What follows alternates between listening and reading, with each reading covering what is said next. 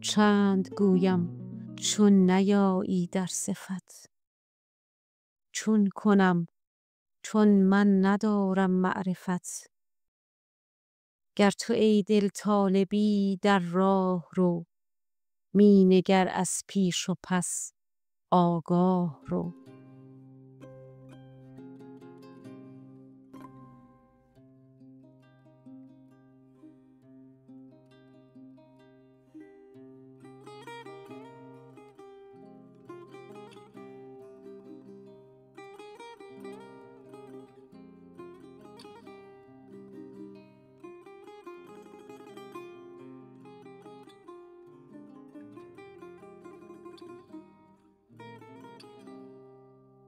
حکایت شیخ صنعان و دختر ترسا از منطق الطیر شیخ فریدالدین عطار نیشابوری.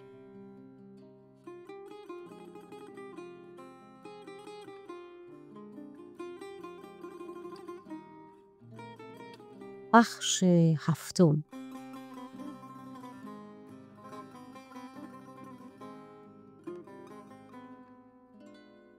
می برآید ز آرزویت جان ز من، چند باشی بیش از این پنهان ز من.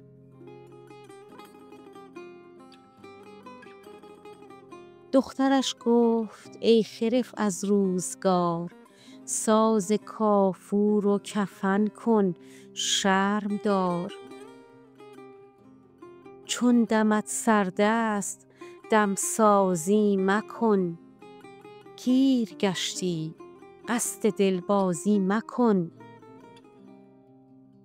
این زمان عزم کفن کردن تو را، بهترت آید که عزم من تو را. چون تو در پیری به یک نانی گرو، عشق ورزیدن نبتوانی برو. کی توانی پادشاهی یافتن، چون به سیری نان نخواهی یافتن.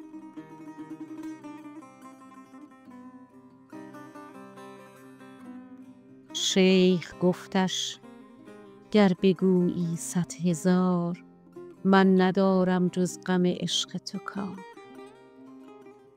عاشقی را چه جوان چه پیرمرد، عشق بر هر دل که زد تأثیر کرد.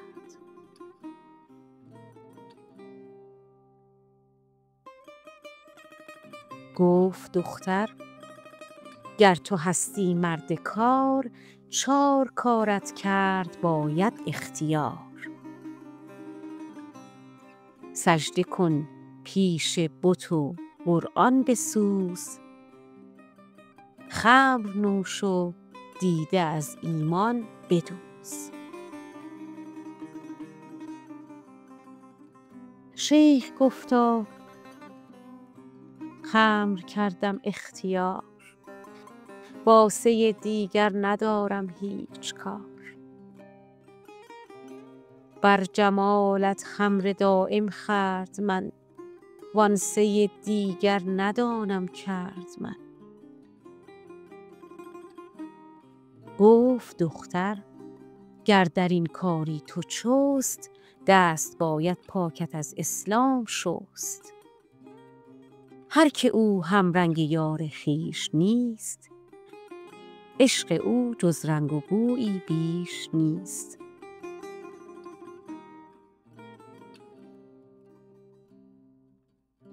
شیخ گفتش هرچه گویی آن کنم، وانچه فرمایی به جان فرمان کنم. حلقه در گوش توام ای سیم تن، حلقه ای از زلف در حلقم فکن. گفت برخیز و بیا و خمر نوش، چون بنوشی خمر آیی در خروش. شیخ را بردند تا دیر مغان، آمدند آنجا مریدان در فغان. شیخ الحق مجلسی بس تازه دید، میزبان را حسن بی اندازه دید.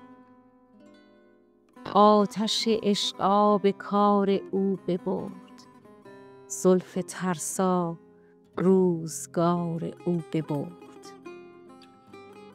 ذره ای عقلش نماند و هوش خم، در کشید آن جایگه خاموش دم. جام می بستد ز دست یار خویش، نوش کرد و دل برید از کار خویش. چون به یک جا شد شراب و عشق یار، عشق آن ماهش یکی شد 100,000.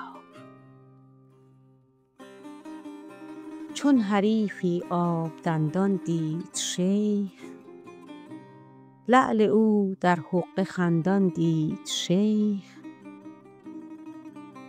آتشی از شوق در جانش فتاد، سیل خونین سوی مژگانش فتاد. دهی دیگر گرفت و نوش کرد، حلقه ای از زلف او در گوش کرد.